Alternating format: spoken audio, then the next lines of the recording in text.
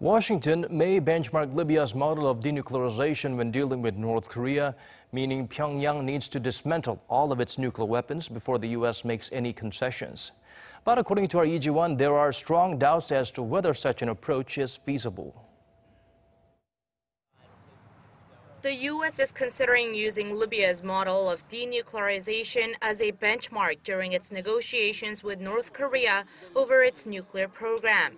That's according to White House National Security Advisor John Bolton, who told Fox News on Sunday that the North has to give up all of its nuclear weapons before the U.S. gives the regime anything in return. We have very much in mind the Libya model from 2003, 2004. There are obviously differences. The Libyan program was much smaller, but that was basically the agreement that we made. And so we'll want to test North Korea in this first meeting for evidence that they have made that strategic decision. He added that North Korea had already agreed to give up all aspects of its nuclear program and its promise with the South in 1992, but didn't follow through on that agreement.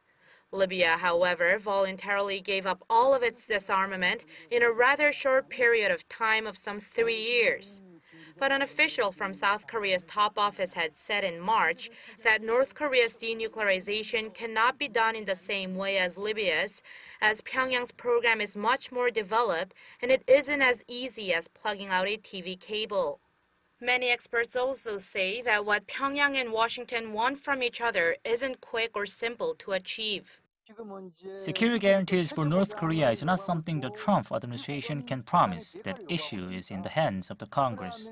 Building a U.S. embassy in the North and normalizing ties is a slow and complicated process, and it'll not be easy as the Democrats want not just denuclearization but also an improvement in the North's human rights conditions.